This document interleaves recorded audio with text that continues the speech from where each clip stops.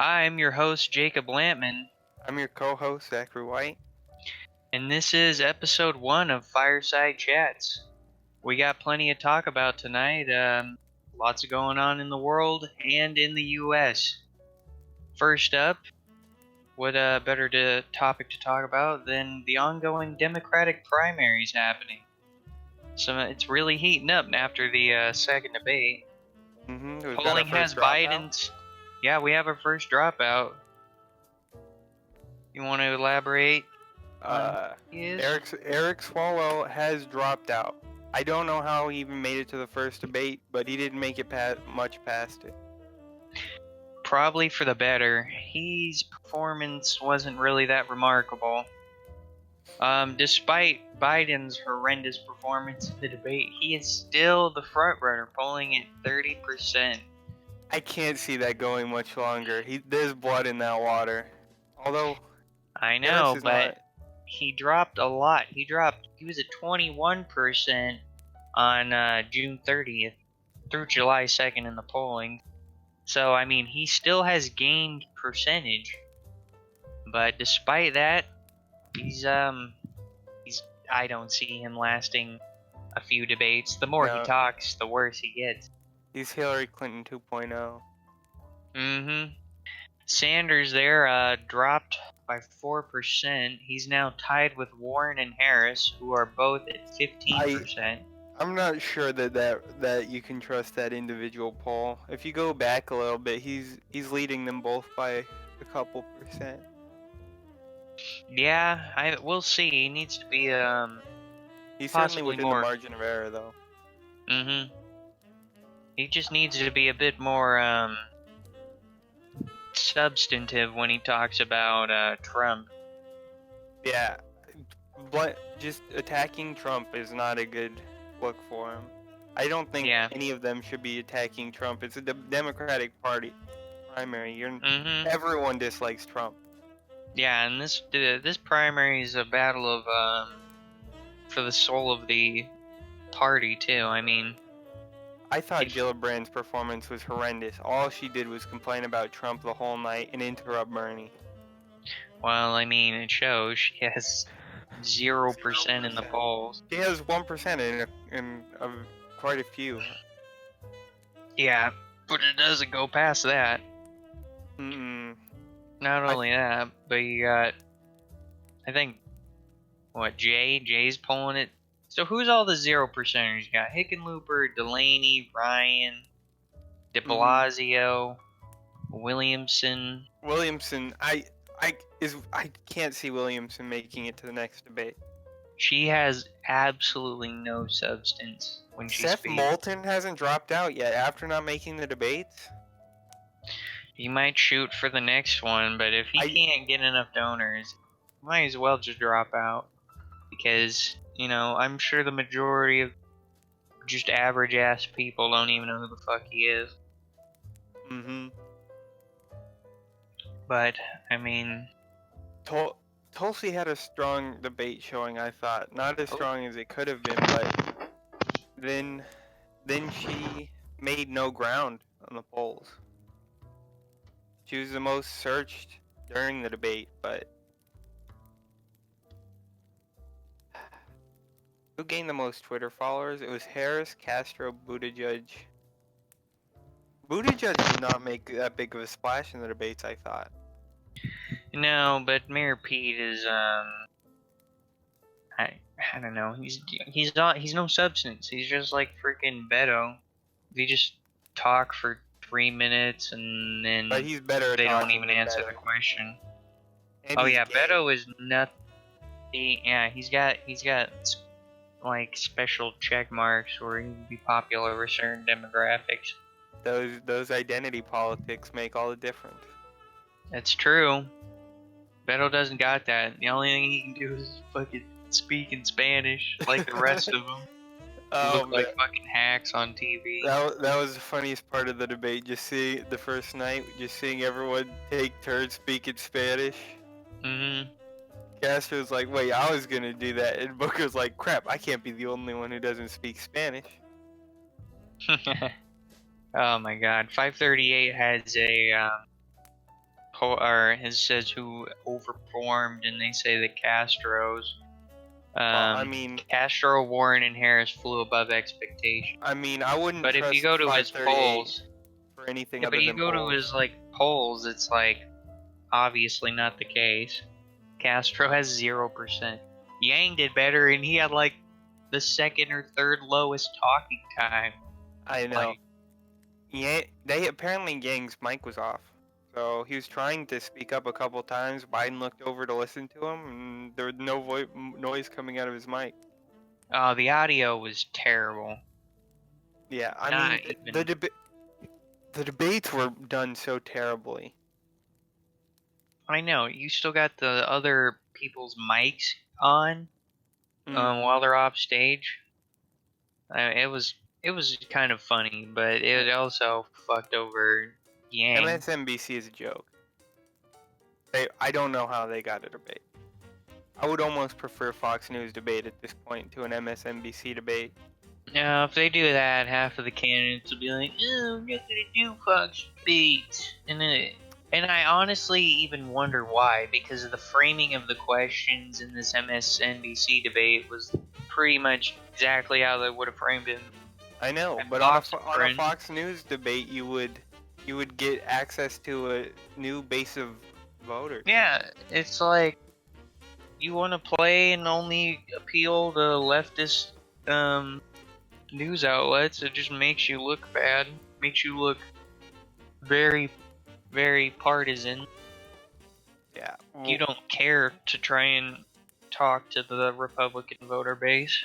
Warren, when she's not talking about policy, just puts her foot in her mouth. Like, she was saying she's not gonna do a Fox News town hall like a couple of the candidates did, and she's like, I can't give them more viewership and allow them to spread their bigotry. It's stupid. You be using their platform against them. If anything, they'd be the ones not wanting you on their town hall. But I don't know. You could always just balk against the other side.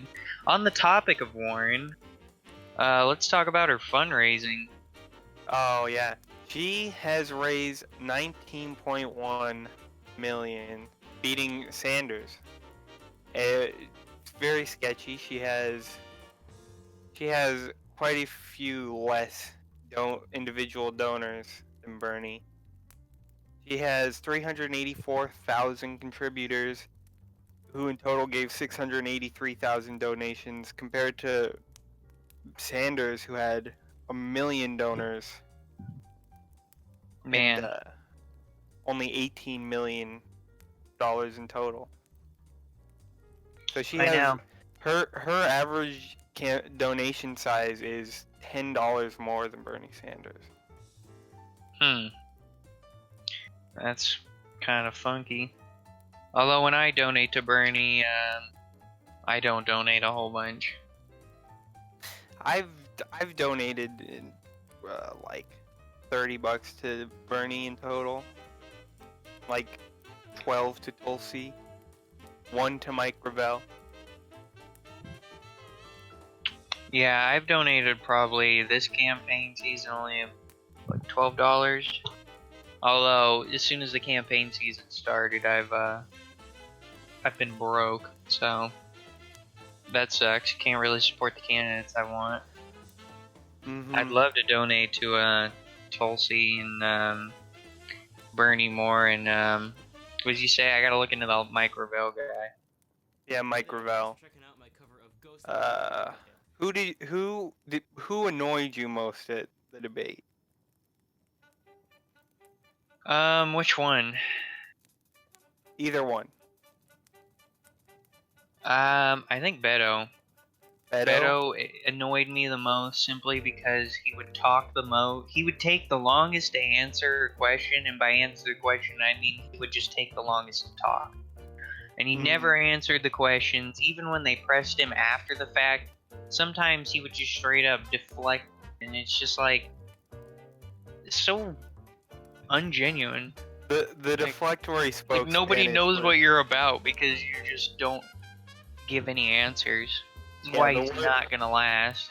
the worst one was where he was like, you know what, that's a good question, thank you for asking it, and then started speaking in Spanish to dodge the question. That was I know. that The was very Spanish obvious was to so everyone. hacky. The hackiest shit, dude. I For loved me- it when Julian Castro started speaking Spanish. And the camera angle had it set so you could see Cory Booker. And he looked fucking pissed. Because literally the next time Cory Booker talked, he spoke Spanish. So you know that like his plan was to speak Spanish and try to press. But he got beaten to the punch. Mm-hmm. The one who bugged me the most was Delaney. He said absolutely nothing other than, he's like, we can't have any of these nice things that all these other people are asking for. And then he's like, Yeah. you can't have anything. So There's no fucking hope. dumb. There's no hope He's for a this nihilist. country. Yeah. But he pretends to be positive. Yeah, I don't see. Laney's only gonna stay in as long as he has donors to support him. And then you Or had he makes the threshold for had- debate. Hickenlooper, who was like, in Colorado we've got near universal health coverage, and I'm like, that's a failure. Fucking Near. He looked so dry during the debate. Somebody should have handed him a bottle of lotion and a tall glass of water. He was just, yeah, and his substantive talk was pretty dry too. Mm-hmm. So I'm guessing He's we one of both those have half Kamala measure as a guys. top performer, right? Oh yeah, eviscerating Biden was like a master stroke, And then which totally helped her. And then unless you look at what she said after the debate when she backed down on busing. Said, Yeah, I mean, well, she performed really well in the debate, but her record states that half the shit she talks about she doesn't actually support. No. So I mean, she's a really good talker. Yeah. And the problem is, if nobody goes after her on it, then she could end up being here all the way till the end. She's among the Bill Clinton, Reagan. Maybe if Tulsi and sketchy policy. her got into this on the same stage, I feel like Tulsi wouldn't be afraid to go after her on her record. Yeah. Unlike Bernie. Bernie won't go after anyone for anything. I know. Unless they go after him Pacifist. first. Even then, he sometimes just makes it about policy. He doesn't want it to be he's very gentlemanly about this. He doesn't want it to be a fight. But I mean, you guys are all fighting to be who's the front runner. I mean, that was Ro Khanna's condition for joining the campaign, was that he not throw the first punch. Or he doesn't have to throw the first punch. He's just got to fucking destroy the other person based on actual substance. I mean, these people all have dirty hands. It's not like it would be that hard when they shoot at you to just fire back based on their own actual voting record. I mean, what are they going to be like? Nuh-uh. I didn't vote for that. Crazy? What? Can't just deny that. Yeah, during the then debate, you're super disingenuous. during the People debate, see that. it didn't feel like people were treating Biden as a front runner. They were all gunning for Bernie. I know. Like, Well, he I was mean, the they know front runner. Biden isn't a fucking threat. Yeah, well, I mean, they should take him out as early as they can. The later he gets in, the more I know. dangerous I he mean, is. literally, whoever knocks Biden down a peg, it literally goes up a peg. I mean, my whole goal being on the debate would be to end Biden's campaign. Look what it did for Kamala. There's blood in that water. And there's yeah, a you lot get to go so after much him for. exposure. Definitely. Alright. Moving on. A new story coming out. A woman was trying to shoot somebody in a road rage in Alabama. Good old heart of the South. And in the incident, she ended up shooting her own husband in the head. That's fucking crazy. She's been arrested on charges of attempted murder, obviously, and then second-degree assault, because, well, you know, you shot your husband in the head. I Probably. feel like that would be... That's hard, because she intentionally shot someone. That's crazy, though. People need to So- calm down when it comes to road rage. Yeah, I mean, I'm pretty calm on the road.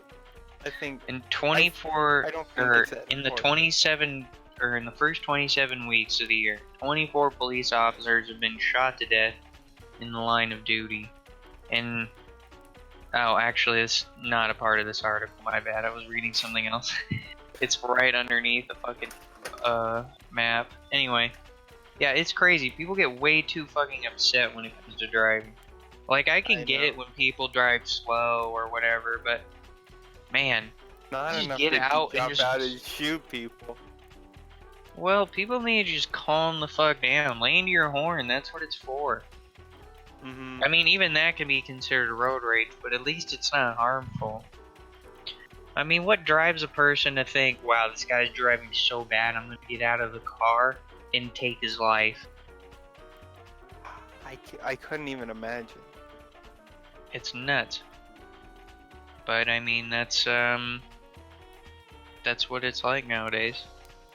It also doesn't help that getting a driver's license in the U.S. is generally not that hard. Yeah. Our So American lane discipline is terrible. People are always riding in the outside lane. Yeah. Like that's the slow lane in the lane to fucking, well, you pull off trying to turn. But no, I hate it. People, you got slow people in the left lane, and then you got the traffic weavers. Some dude is like lifted white I Chevy know. pickup I just never weaving understood through that. traffic. In traffic, I just like just put on some music and chill, man. There's nothing you can do about it. I'll get pissed off, but by the time I think of playing into my horn, they're like already like passed by, and it's just like, now who am I honking I'm at? also not a lane changer. I just sit there in that lane. I slow won't moving. change lanes unless the guy goes under the speed limit. I can't do this crap In where it's stop-go traffic, I never change lanes. That's like no, fuck that.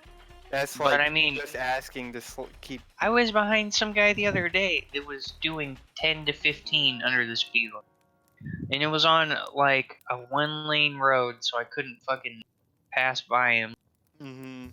So, I mean, I was just stuck there until he turned out of the way. But I was just retarded. I don't know why he was going that slow. I don't know. Come on.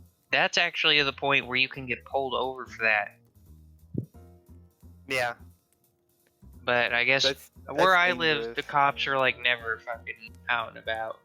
They're always just cruising around town. So, I mean, you can actually get away with speeding or going super fucking slow. Mm-hmm. But, I don't know. One leads to road rage and the other one leads to potential danger depending on how much you speed. And how fast. Yeah, I tend to not speed very much. what really matters is how fast you're going compared to everyone else. I only If you're go like 5 faster miles over the speed. faster than or far slower than everyone else, that's when it becomes dangerous. Mm-hmm. If you're just going the speed of traffic and that happens to be a little bit over the speed limit, that's safer than going slower. Yeah, what are the cops gonna do? Pull you over out of all those guys? Probably. And then you just be like, well, that's my luck, isn't it? Probably if you're black. We're good. Yeah, really. Freaking racist ass cops out there. They gotta fill a quota. Man. Police training in this country is terrible, but that's beside. Mm-hmm. Moving on, U.S. arms deal. The State Department just approved a $2.2 billion arms sale to Taiwan. Despite Chinese warnings, they obviously don't like that very much, as China doesn't really see Taiwan as a sovereign state. Yeah. That's kind of rough. I mean, we gotta sell our guns to somebody, I guess. I know what this is all about, though. This is just more of the fucking ongoing well, not openly hostile, but just this is all part of the big war that Trump's fighting with China, the trade war, and now we're selling Yeah, arms to but he's Taiwan. back down on Huawei. He's allowing U.S. I companies know. to sell to Huawei again. What a fake, dude. I know. I was actually for the trade war. I was too. Because, I didn't think he was executing it well, but I'm not against it in principle. I'm against permanent normal trade relations, period, with China. Yeah. I mean, all it does is just suck all out our industry. Mm-hmm. Trade deals with developing nations can fuck you over quite a lot. Especially when they're as big as China. I mean, look at England. I mean, yeah. Exactly.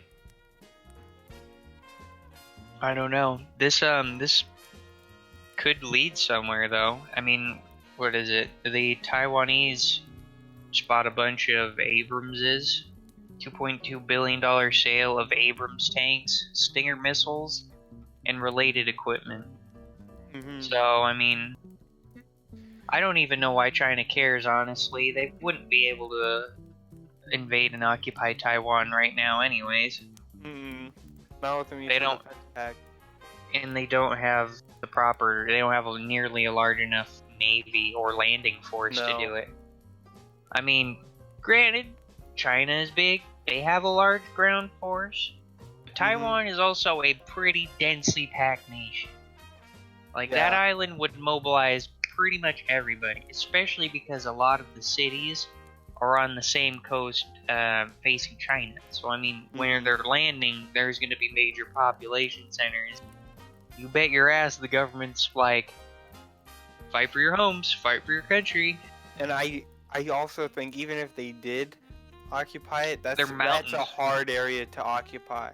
Yeah, that's just the coast where the people are at. There's still a large swath of that island that is just mountainous. So you'd have insurgency and guerrilla warfare. It wouldn't be it would be messy as fuck. And that's saying China could take the coast. They wouldn't, that's saying they wouldn't be pocketed. It'd be like a Gallipoli for them. Yeah. You'd just be sending men into the meat grinder to gain almost no territory. Yeah. But if there's one thing the Chinese have, it's manpower. That's true. But the question is, can they really afford to be fighting a war of attrition? They have the manpower, but they also have an upcoming demographic crisis. A demographic crisis, and they probably don't want to be upsetting their internal stability too much. No. The East is already on, or the west of their country is already like on fire from rebellion. Essentially, the Tibetans have had enough of Chinese rule. The Uyghurs have had enough of Chinese rule. Yeah, China's response: colonize the region. Will they be able to do anything before they are ethnic minorities in their own region? Yeah, I mean, that all depends on how long the CCP, Communist China, will remain in power. I think honestly they're in a weaker position than most people realize. Yeah. I mean, they have a strong growing economy, but that can easily just be a bubble that's about to burst. I mean, we got a boom-bust economy, but we always bounce back. We still have the strongest economy in the world. I mean, honestly, when you think about it, if you're really threatened by China, now's the time to be doing these things, these arms sales. If you really wanted to just go full, keep great power status solely to me, then you'd definitely be supporting like Hong Kong's protests and all that shit. Funding the Uyghurs, helping the Tibetans, allying the Indians, allying the Vietnamese. We're playing this really sloppily if our goal is to start a Cold War with China.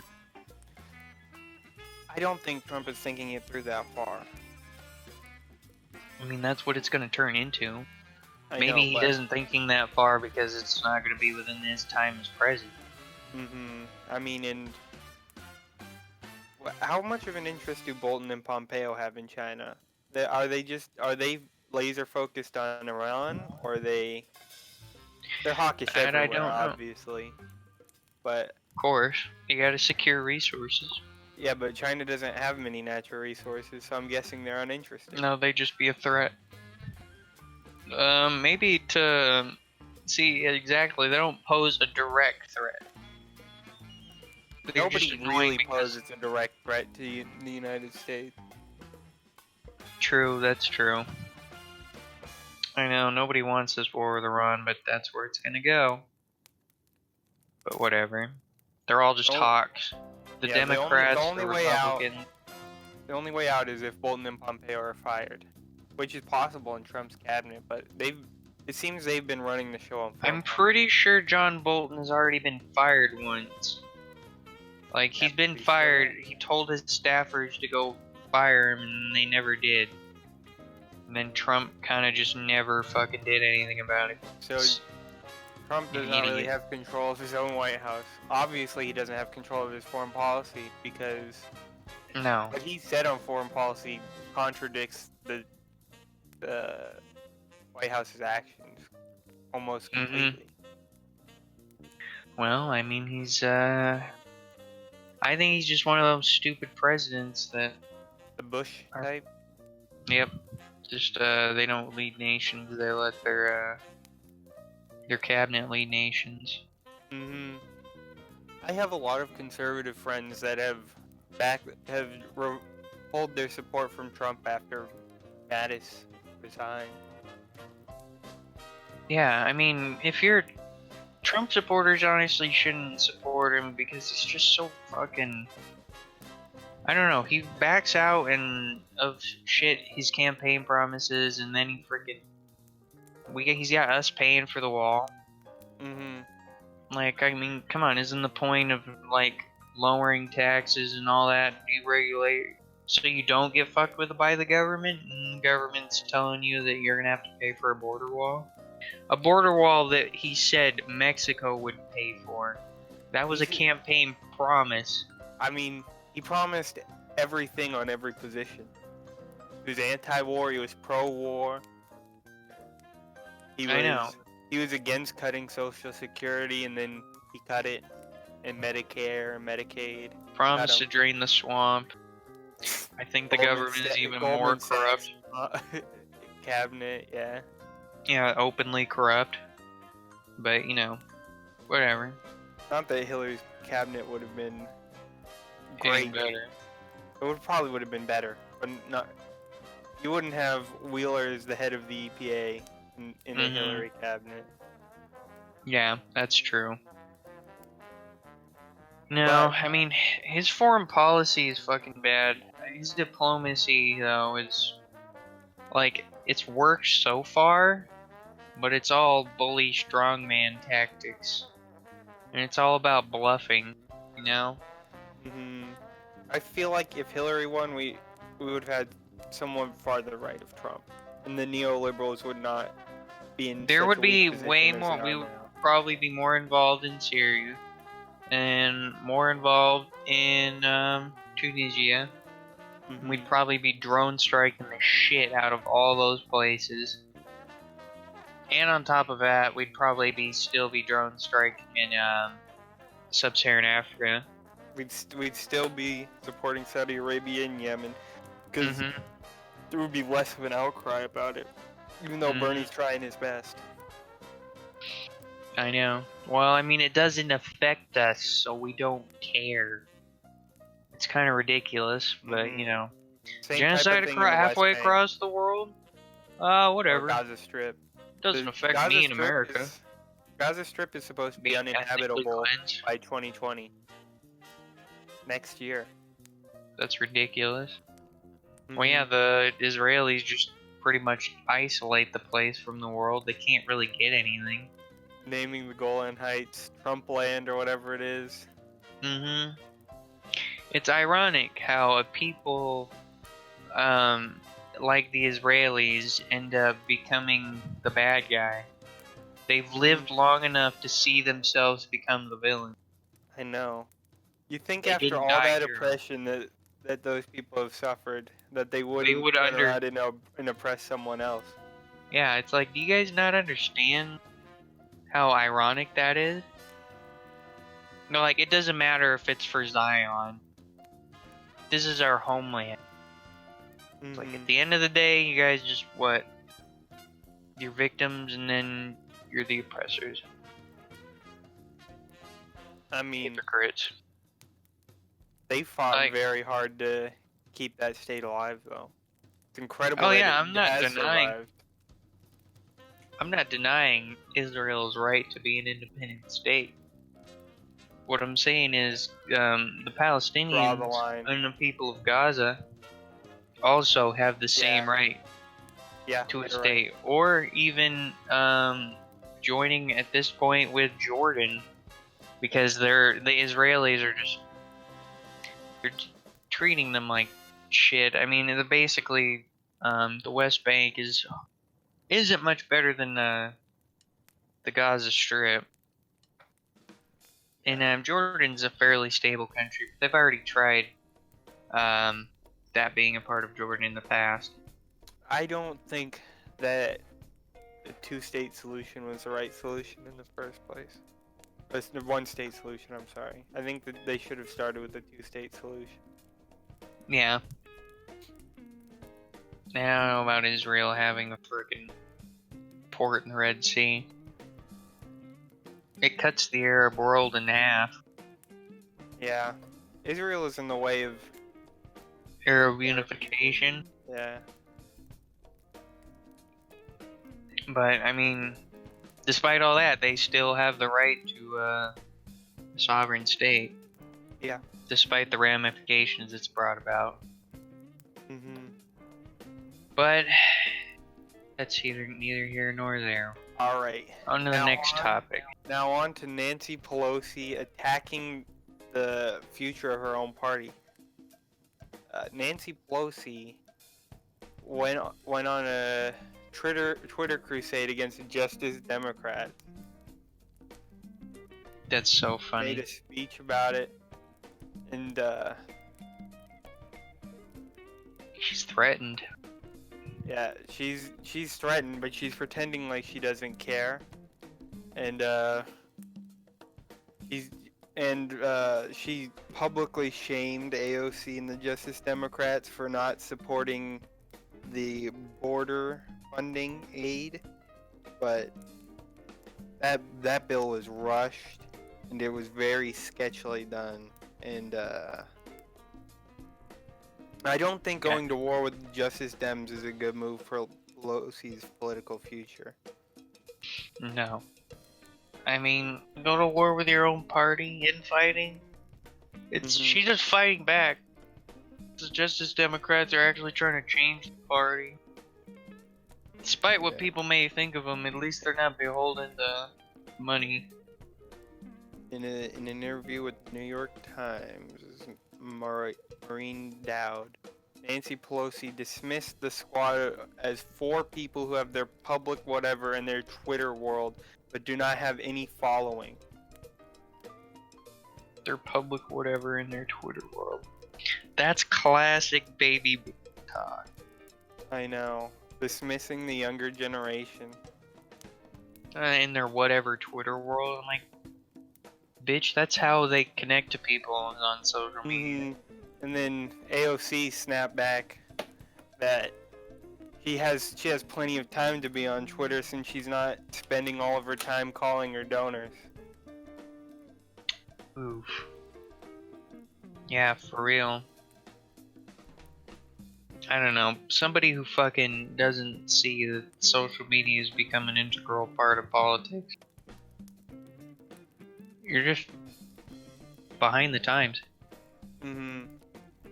I mean, like, if you're not using that effectively, then you're pretty much handicapping yourself. And then to go after people for using social media, saying you don't have a real following. What's your real following, Nancy Pelosi? Rich donors? Yeah. You're probably the only Democrat running in your fucking race. So I mean, come on. Yeah, what I does mean, Nancy Pelosi run against when she has her Senate race? Republican. I doubt she has a actual Justice Dem or anything like that. Any real actual competition. if she really cared about the future of her party, she'd be trying to figure out how the Justice Democrats won with so little funding. Yeah, well, I mean, it's easier to just put the blinders on.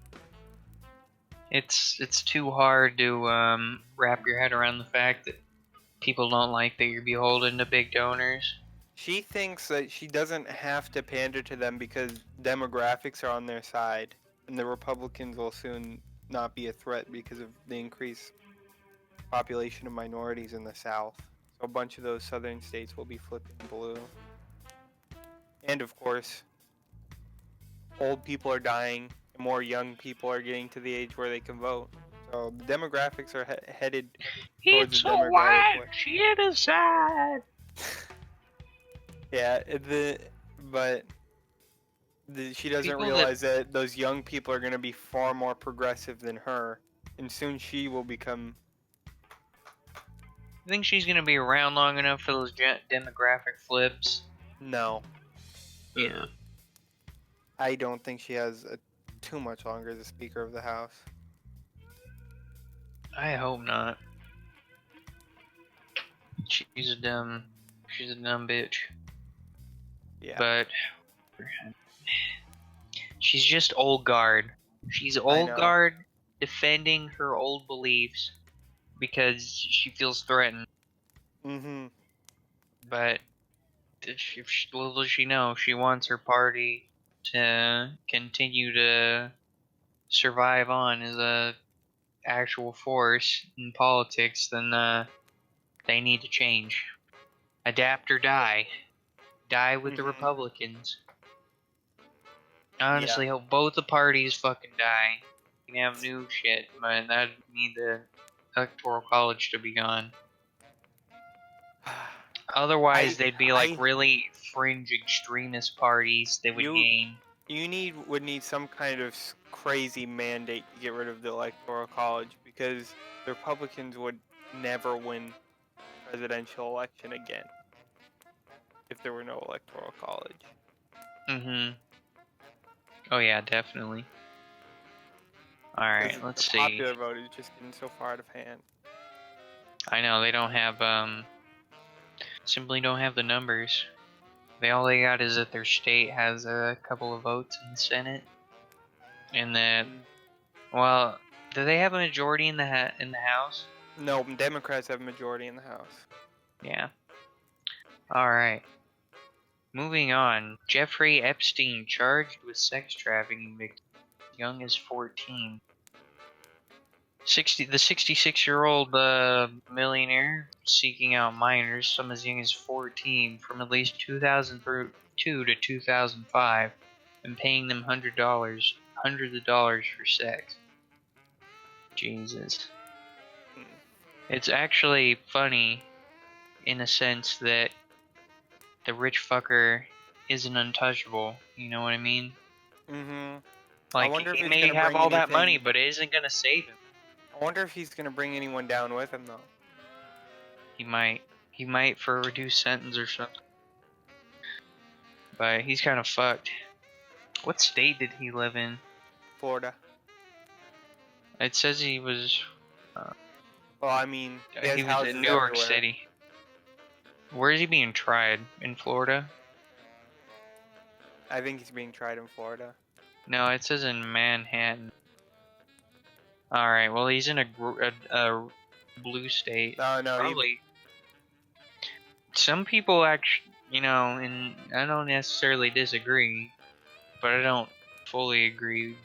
Harsh treatments for sex offenders, like, well, in some cases, death penalty, which is where I don't agree.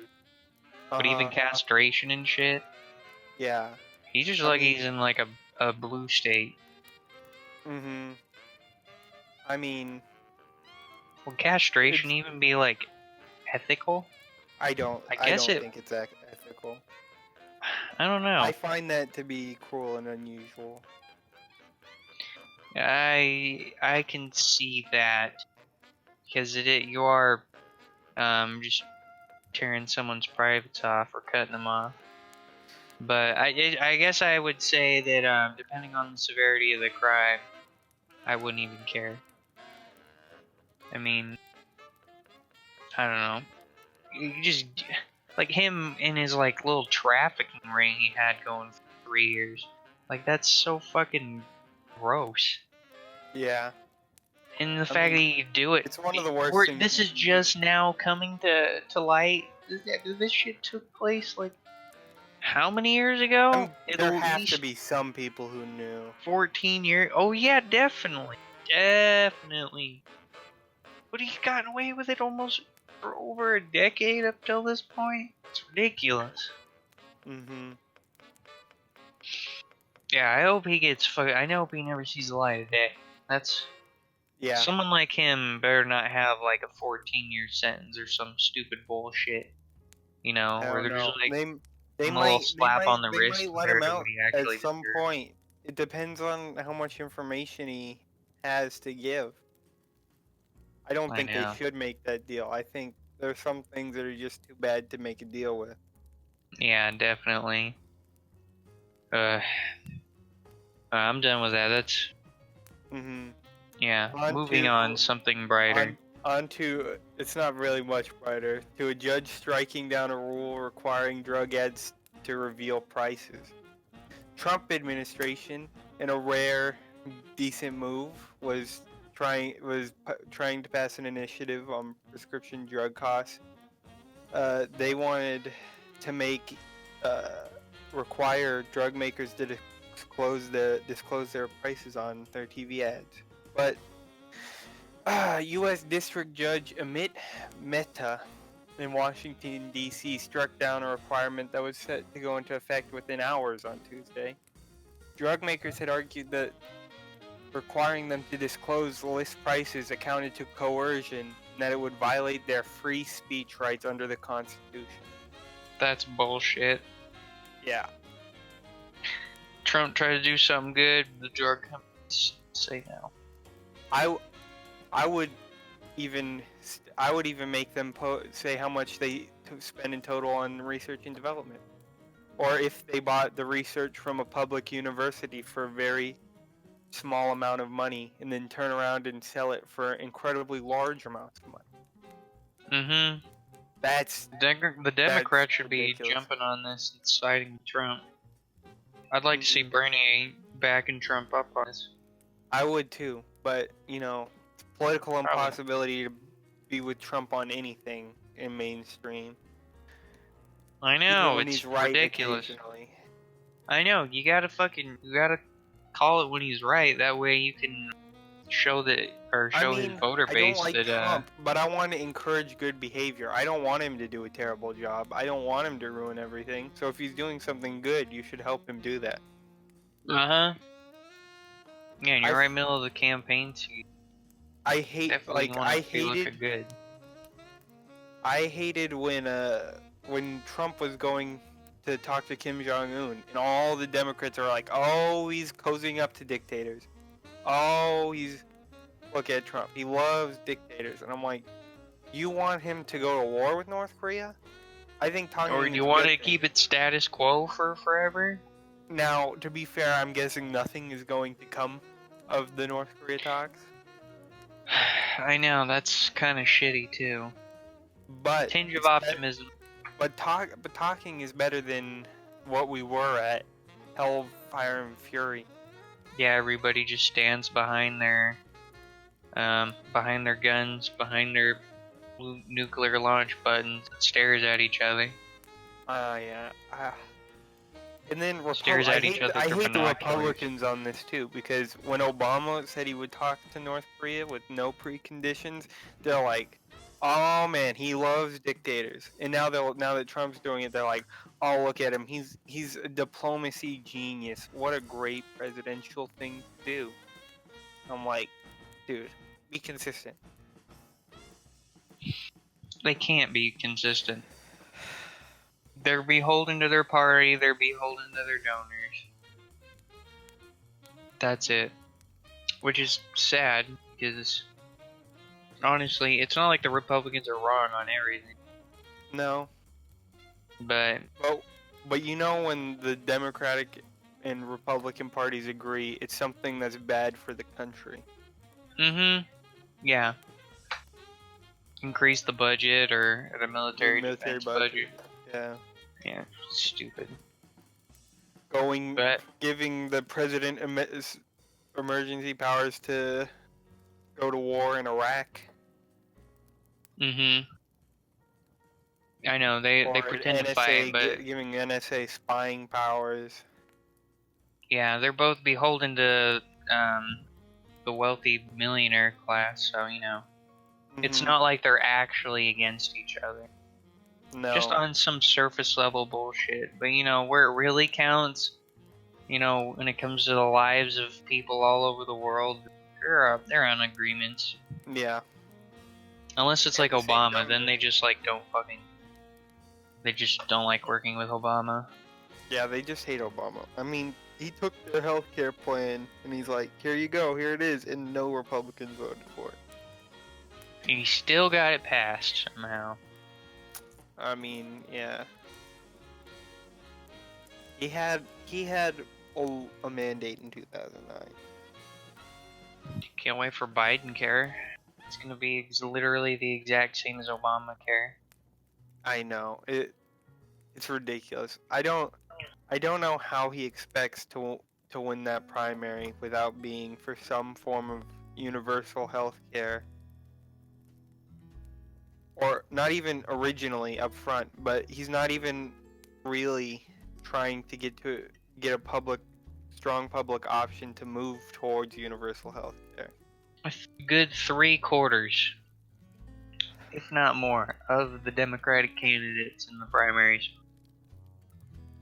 they're delusional. They think they're gonna go the distance and get it. See, they're really not. Harris is really smart. Like, in the debate, she was the only one not attacking Bernie because she realizes she needs those Bernie voters. Oh yeah. You go ahead and isolate the Bernie vote and then lose in the general like Hillary did. Bernie voters voted for Hillary in quite high numbers, actually. It was pretty surprising. Oh, really? Yeah. I voted for Jill Stein. Which I didn't really support her that much. I voted for her too. I didn't really support her that much either, but I couldn't vote for either of them. We do live in Washington, though. If I was in Ohio or something, I might vote different. What, voted for Trump? No. Come on, man. He was gonna bring your jobs back. The difference for me is climate change. That's their biggest difference. Not that she would have been fantastic on it, but she would have been better. Addressed it, confronted it, done something. Instead of just ignore it. Kill us all. These old farts that don't care about climate change, they're like, whatever, you're gonna be dead in like 10 years. Yeah. You're not gonna know what it's gonna be like. But, whatever. Speaking of climate change, what if life didn't originate on Earth? We found a NASA's Curiosity rover has been exploring the terrain of Mars. 2 weeks ago, it made a huge discovery. It found pretty large concentrations of methane gas, and scientists are saying where there's methane, there's life, because animals, it's like a byproduct of a lot of life. But it could also be chemical reactions, so we don't exactly know yet, but this is the newest discovery of methane gas. They found one back in 2013, but this one they found this month was about 21 parts per billion, or about 3 times as concentrated as the other pocket. which is pretty interesting to think about. There might be life on Mars. No, I doubt any complex life. Probably some microorganisms. Yeah. Living deep underground, where they're like not bombarded by solar rays and shit. That would be a pretty big discovery. I mean, that makes Yeah. you reevaluate the odds of Finding more complex life. Yeah, so even then, it might be life forms that live under different conditions than life on Earth, which would be interesting. So you could have, so Well, you you don't need just to be think looking for on such a barren an planet like Earth-like Mars. planet. Yeah. We So might even that find some on like widens. Titan. Yeah. So that may mean life is far more common in the universe than our original Which thought. would make some people just fucking not happy at all. I mean, I don't know. I have people that think we're at the center of the universe, we're and certainly all that not. there is fucking. Well, I mean, everyone's at the center of their own universe. It's a matter Yeah, of but like perspective. the thing about us though, it's just I don't know. It's kind of ridiculous. Like, what is the universe but window dressing at that point? It's just something to look at. I feel like if there's any purpose in life, it's to just keep on chugging. And if we're all that there is, then it seems pretty bleak. Because if we are gone, then there's literally nothing left. I mean, who says life is the only thing that matters? I doubt that. No, but to living things, that's the only thing that matters. Yeah. But I don't know. It'd be cool if we set up colonies on Mars and we dig underground and there's a race of underground mole people that attack us, but I doubt it. yeah. Or like was that one movie Apollo 17 or whatever? Where they get attacked by these space rock creature things. Yeah, that would be interesting. Silicon-based life. I wonder what silicon-based life would look like. I don't know. You can look at the one on Star Trek, the rock that moved around, eating stuff, melting stuff. It had like acid on it or whatever. Pretty interesting. Would robots be silicon-based life? I mean, if you made them Out of silicon? I mean, And they were sentient? I don't know. I don't know if I'd consider it life even if it were sentient. Yeah. I don't know. Yeah, I guess, yeah. It'd be hard to create life other than. I think it'd be easier to create a sentient thing than it would create a living thing. I don't know. Things need time to gestate. You could count cloning if you could count that. Yeah. Could you grow a clone in a vat just without any intervention? I feel like that'd be creating life. Yeah. But that wouldn't be like from scratch. You'd still have to have the original life. Yeah. It would still come from something. But I don't think clones nowadays are operated that way. I think they're just born naturally and it's just the DNA. Yeah, that's what it is. Can't wait for them to clone people. We have our own clone army. Just one big virus could just kill all of them. Yeah, Clone Wars. You think clones could beat droids in a war like that, though?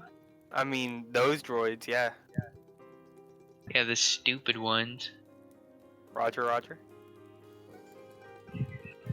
Yeah, I mean, I don't know. They're both weak as fuck. Like, they're both susceptible to the same weakness, and that's like mass attack.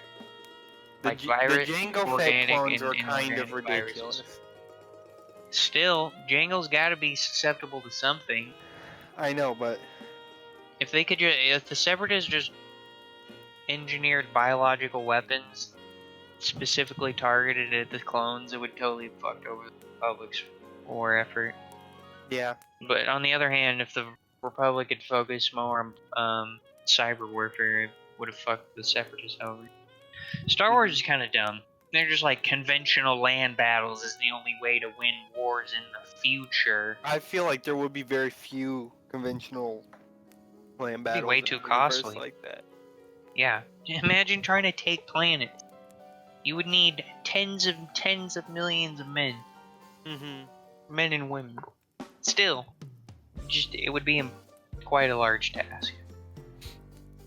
Speaking of future space lasers, the Navy arms destroyers with new high-powered lasers, which they say will change war tactics. And the Navy's been talking about arming ships with lasers for decades now. Some of you have even seen the Army's test like laser rifle that the soldier of the future was supposed to carry, and it was like this massive plastic polymer looking piece of shit. It looked like a giant flashlight because that's essentially what it shot. I don't even think the laser was very strong. But this new one is supposed to be able to target low-flying aircraft, missiles, all kinds of stuff. Drones. It might also be able to shoot down, it definitely be able to shoot down most types of ballistic missiles. I don't know if they'd probably be able to even knock Russian hypersonic missiles out of the air. They're cruise missiles that go like Mach 8 or 9 or something like that, and they fly just above the ocean floor. To be fair, though, those Russian missiles are giant, obviously, to produce that much power, so it wouldn't be that hard of a target for automated computer. And the the good thing about the laser is it shoots at the speed of light. Much easier. But, also, wind wouldn't affect it. They say these should be deployed on destroyers by 2021. My question is, how long can the destroyer sustain fire like this? My question is, how much will it add to the cost of every destroyer? Probably quite a bit. This is going to be cutting edge, brand new shit. And if that 2021 deadline doesn't come by, then it might just turn into some F-35 project where it just is in development for seemingly forever, and the final product is lackluster. I don't know. I could see promise, though. I mean, the military and the future of naval warfare is only going to get more expensive. I mean, you got lasers that are just starting to be ship lasers. Are just starting to come out on ships. I'm guessing holes are going to start being made out of new materials at some point as well. Oh yeah, new polymer composite materials. It's going to cost a lot. Railguns and lasers going to consume an enormous amount of power. So I don't know how they're going to be able to. I don't know what the power plan is. I doubt you could be running this shit off of diesel engine. You would need some sort of nuclear engine or nuclear reactor. Yeah. That'd be cool, though. Battleships coming back just because you would literally just need a platform solely devoted to railguns because they generate so much power. Or not generate, they consume so much power. I find more value in railguns than I do in lasers. Yeah, I mean, you could almost achieve the same goals with a railgun, but with more impact. My issue with railguns is they're very complex with how the projectile gets sped up. So, I don't know. I could definitely see it, but their application on the seas would, you would need huge railguns. It would be expensive. I think it would be even more expensive than arming ground forces with railguns. Now, obviously, the Navy's going to get it first because you need a big ship just to house the thing and the power it. But I think once ground for it gets shrunk down to the size where it can be mounted on armored vehicles. Armor will I don't know. become pretty much irrelevant at that point, would it not? I don't know. I think at that point, once you have railguns being compacted down to that size to fit in like a tank, you'd also have newer materials. All I know is it would be scary as tits to be hit, even if your tank could withstand it. Being hit by a projectile going 12,000 miles per hour. Yeah. Like just this tungsten brick just slamming into your tank. Yeah. Holy shit. Now I don't know, maybe if that tank had stopped that, the impact would send such a hard shock wave into that thing, it'd probably knock everybody on their ass if they were like standing in the turret. Yeah. Oh, That's some scary stuff. I know. The future of warfare. War will change. Now on to Trump Again. lashing out at a British ambassador, calling him a pompous fool.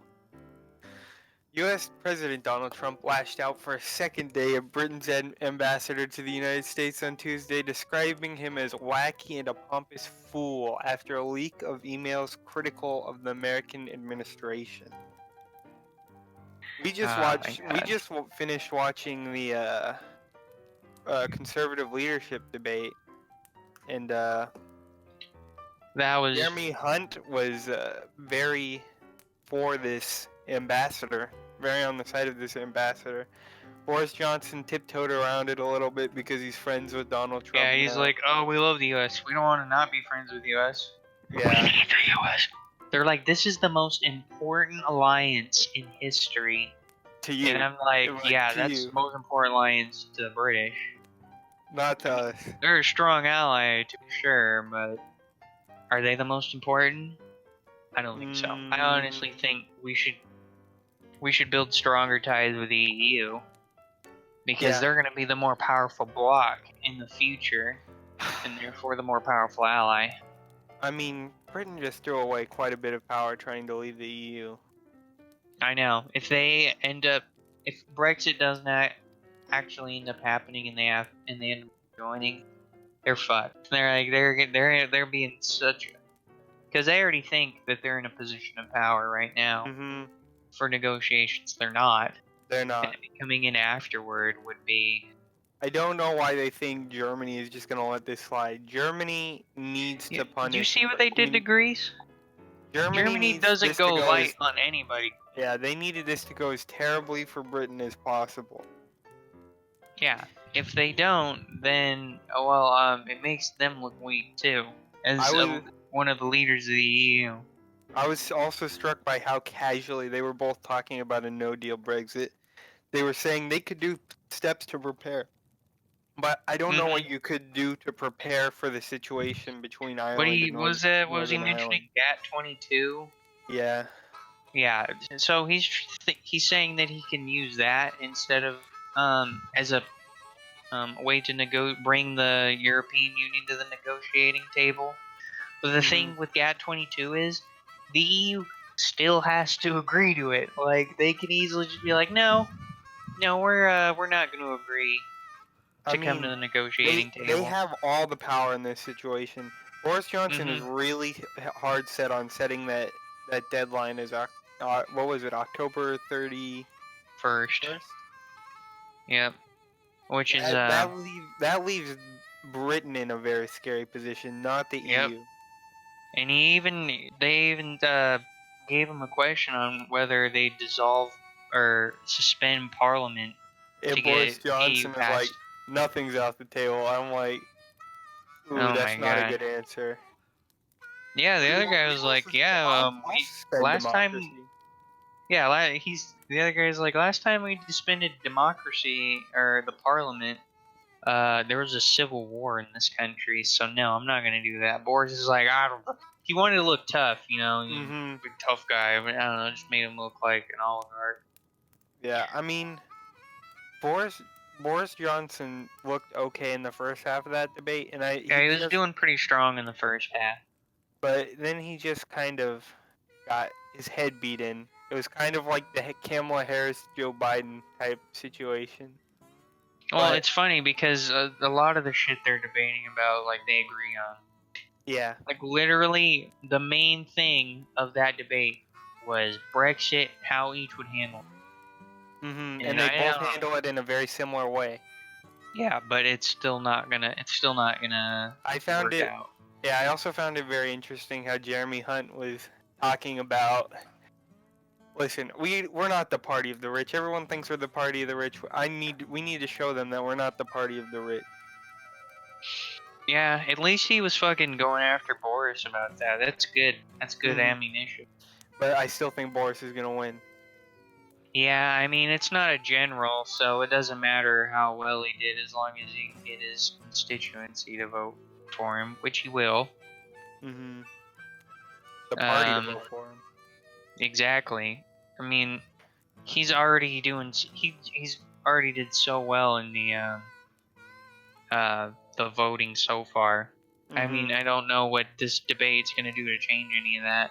Even if Hunt had a really strong showing. Which is unfortunate because Boris looks like the dude from Dumb and Dumber, and I mean, they're both gonna fuck up Brexit, but Boris is probably shooting himself in the foot with that October 31st deadline. Yeah, he certainly is. I mean, I, setting that is very dangerous, not only for the country but for himself. If he can't get a deal and he really ends up going no deal, there's a real threat of a general election. yep, and there goes the conservatives' power base. And unfortunately, I think there goes the laborers as well. Jeremy Corbyn's flip-floppy, soft view on Brexit has kind of ruined his party. I agree with him on most of his policies, except he's mishandled Brexit so terribly. I know they had the opportunity to seize it. And then they've They given had the one initiative to shot. the Liberal Democrats, the center-left party. Great. That's just what we need is more fake compromisers. What they are, center left, centrism. They're just fake compromisers. They're just status quo. They don't want to change anything. And the center left probably gonna bumble through Brexit if there is a general before I mean, any kind of no deal. they would simply not do Brexit. Yeah, that's true. I don't know why at this point you'd even. That's because that's what they're running on. That's their whole message. So now they're getting the big anti-Brexit vote. Conservatives, I think the conservatives, and unless Labour changes its tone, Labour is screwed as well. Because in the European elections, the Brexit party was the biggest party from the UK, right? Yeah, your boy Sargon of Akkad was fucking participating in that too. He was part of the Brexit party for the EU elections. I think he was actually actively campaigning, which is funny. It's all futile though. They're fucked. I like how they talked about Northern Ireland and then during offered the debate. Solutions. Yeah, they're like, there's plenty of solutions. Technology. Yeah. Technology, infrastructure, trade. It's like, no, independence. Like if you having a border between those two countries is unacceptable. Having a hard border it won't work. If you want to restart the troubles, you go ahead and put a hard border there. The IRA and the anti-IRA, they're on like a fucking truce. It's like the ceasefire between North and South Korea. All that shit can easily reignite if a hard border gets put in place. I know. That's why when they were talking about the no deal Brexit, I'm like, you're missing the point. They're like, we can defend against the economic troubles, which I don't believe they can, but they're about to see the dissolution of the United the rest of their empire. There wouldn't be no Great Britain. It'll just be the United Kingdom of England and Wales. Because Scotland's definitely pro-EU. Mm-hmm. Northern Ireland is pro-EU. Mm-hmm. And they both have had a history of England and of not wanting to be a part of it. I don't know why the English are so adamant on shooting themselves in the foot, but if that's how they want to play it. They've been that way for the last 100 years. I know. They thought the dissolution of their empire peacefully was going to be the end of their troubles. But yeah, you thought wrong. Mm-hmm. Whatever. It's just pushing them further and further, and either having to rely on the EU, which I don't think we want to do, or having to rely on the US. That's when we'll get them. Sweep them up, make them in debt to us or something. Yeah. Yeah. Sweet. I mean, I live in the US, so whichever way it goes. If Brexit doesn't happen, whatever. England's if in a Brexit weaker does happen, position, and Germany is now the superpower of Europe. Mm-hmm. And that's when you just need to secure Britain as a dependent ally, and then buddy up with the Germans. Mm-hmm. Crafty bastards. Alright. Moving on to our last story here. Do you want to go for this? Or, no, you already did the last story. Mm-hmm. The recent California earthquake, the 7.1 magnitude earthquake that shook California last Friday, ripped a fissure open in the earth. There's a big crack that you can see from space. Go ahead, open up Google Images, get Google Earth going, and you can zoom down there. You can see the crack. It's nuts. So there was a body of water nearby where this happened, and based on the erosion patterns on the desert floor, it shows that the water was sucked out of where it was sitting. You can even see before and after images. If you look this up, you see there is definitely water in the region, and then afterward it's bone dry. Looks like there wasn't water there in the first place, which is crazy. I don't know what the hell California's gonna do. People need to start moving out. I don't know why there's move away from the coast. Yeah, people need to quit moving towards New the Deal. coast. Reindustrialize the center of the country, because too many people are moving to the coast, and the coast is not a stable habitat.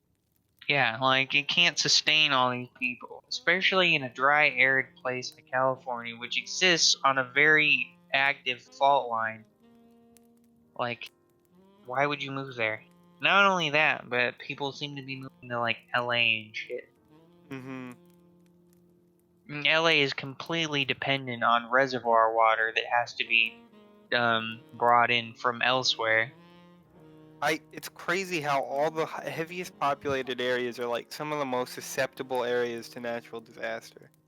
Like Houston, like hurricanes. If Houston were not super modern and like concrete everywhere, the ground would have been able to absorb much of the water from Harvey, and there would not have been such a big issue. But that cement just sits on top, and the water gets so high, and the flooding gets much worse. I know. Well, and they don't have they're not nearly equipped enough to handle any of that. I know. The cities are going to have to start preparing for it, because these storms are only going to get worse. Prepare for it or abandon the city and let the ocean reclaim it. I feel like there's too much industry and money in some of these cities to just abandon them. What about New Orleans? Probably should be abandoned. Yeah, I mean, it's nice having a city right at the mouth of the Mississippi, but it's just like not. It sits like right in a low part too. It's like really close to sea level. Honestly, you should just evacuate the city and then Unless the Dutch disassemble as come much back as you in with their can. magical land Yeah, we need to reclamation hire powers. the Dutch to help build up New Orleans ground like soil and build some dikes and levees and dams and all that shit. The Dutch are magicians at that stuff.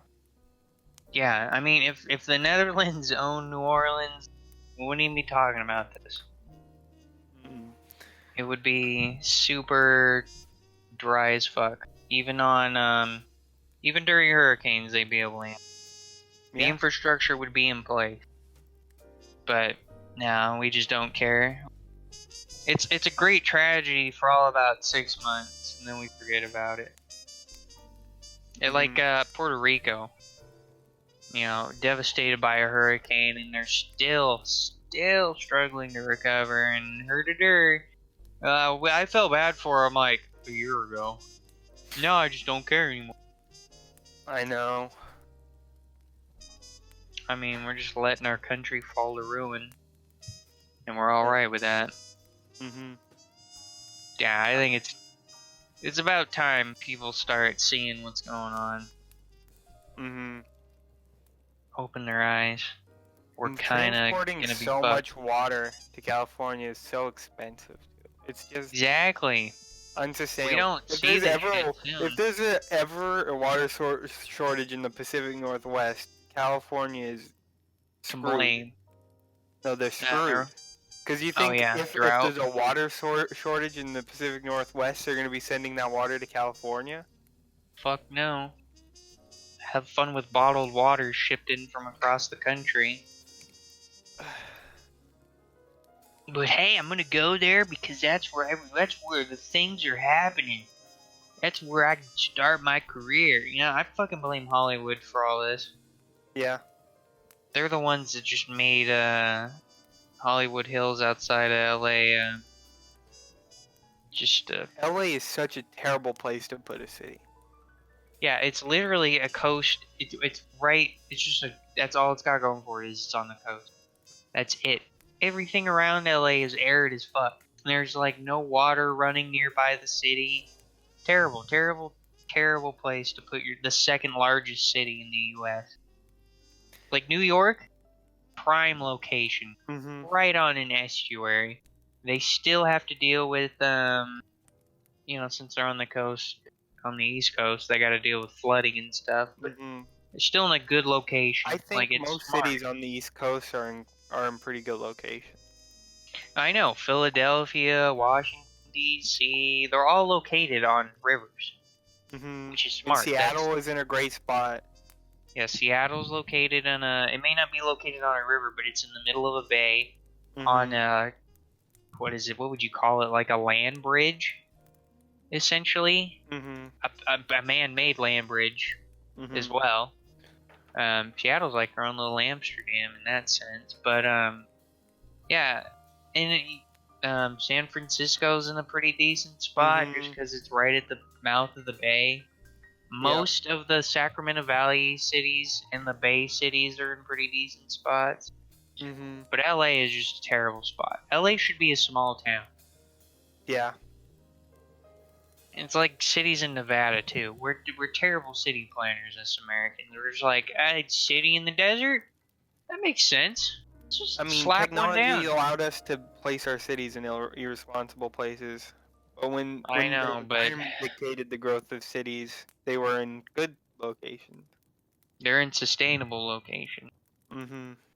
We'll see as long as the U.S. continues to stay strong and robust, I think these cities will be fine. But if anything bad happens, they're fucked.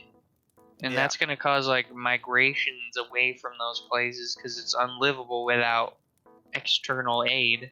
And that's going to cause an even bigger slew of problems. So, yeah, better hope the U.S. stays strong and healthy. The strong democratic institutions don't get eroded any more than they already have. It's the only thing that saves this country from falling into petty dictatorship is term limits and our already existing tradition of being a democracy for over 200 years. In one democracy, too. There isn't like the third or the second United States Republic. You know, we're not France. We're not going on like the fifth French Republic, you know? But, I don't know. Just because we have strong institutions doesn't mean that they can't be eroded. But that's about it for the topics. What do you want to say we call it here? All right. Well, I hope you guys enjoyed the first episode of Fireside Chats. We're planning on making many more in the future. The topics of today were just picked topics that are recent events. We might pick other topics in the past, discussing various things. It's all up in the air. We've yet to see. But yeah, thanks so much for listening. We'll see you guys in the next one. Time.